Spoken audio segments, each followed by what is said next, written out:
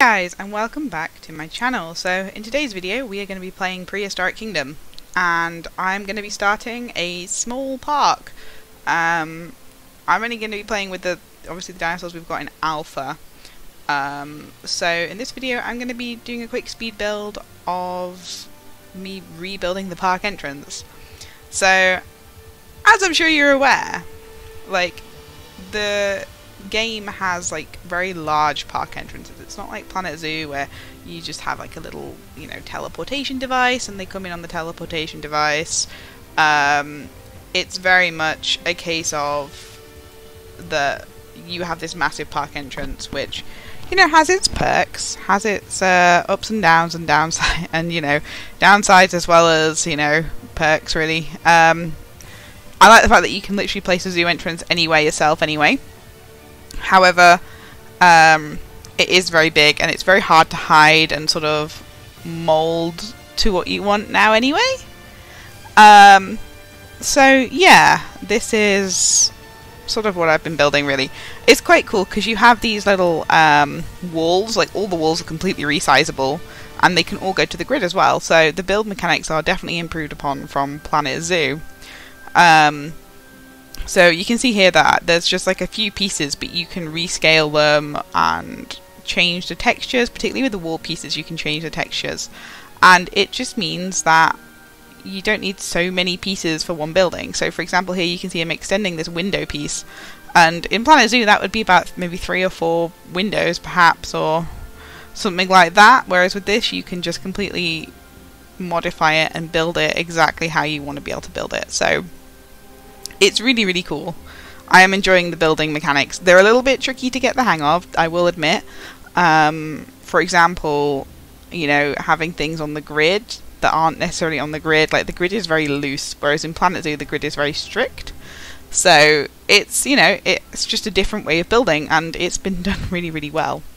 So as you can see here, there's this like wooden plank that I'm now using just to create like a little flower bed. Like, all the plants are completely rescalable.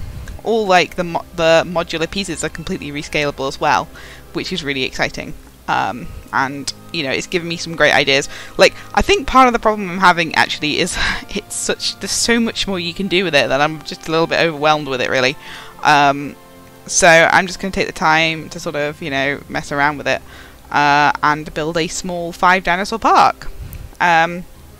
So what I was trying to do with those reeds back then was I was trying to flatten them out to kind of create like a little mural on the wall kind of a thing. It didn't really work. I really hope we get some like art pieces because these walls look so bland and I just want to, mix it up a bit. So yeah, essentially with the wall pieces you pick the kind of texture you want for it as well. But you can see here I'm doing a lot of rescaling of these log pieces. So like Planet Zoo has set log sizes, whereas the log sizes, you can just do whatever you want with them really. I'm just trying to merge these two buildings together to make it look like it's, intentional.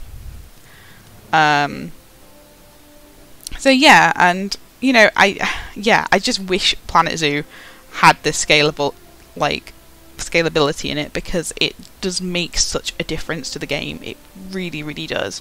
Like, I didn't realize how badly I needed it until I started playing Prehistoric Kingdom. So yeah, it's a shame Planet Zoo doesn't do it, and I hope it's something they bring in the future, but it's not something I can see them bringing in. I think the mechanics are pretty much set, which is a bit sad, but it is what it is. So yeah, I was just trying to make the entrance, look like it matches like the rest of this area, and trying to again just add some vegetation in, like planters and things. I don't think I did it too well. Again, I'm still getting used to the build mechanics, so don't expect like miracles from me to start off with. Also as well, like, although there is a fair amount of build pieces, I really look forward to having some more different themed build pieces as well. Just because I do struggle sometimes with my creativity, and seeing like lots of different build pieces really, really helps.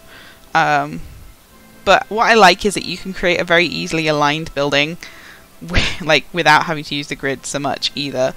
I wish the text pieces were a bit different. I wish for more fonts essentially for the future. However, the one we have is okay for now. Again, I like the fact that you can just completely resize all of the fonts. I mean, imagine if Planet Zoo could resize all different fonts, you wouldn't need so many different pieces. But this is the other thing. I think it should reduce like piece counts, really. When I think about some of my larger builds, the number of pieces in there, and like the fact that my computer was only giving up when I was building them, like hopefully this will reduce that. So yeah, I was just trying to create like a little modern kind of dinosaur park theme. We've gone for Prehistoric Park as the original Prehistoric Park.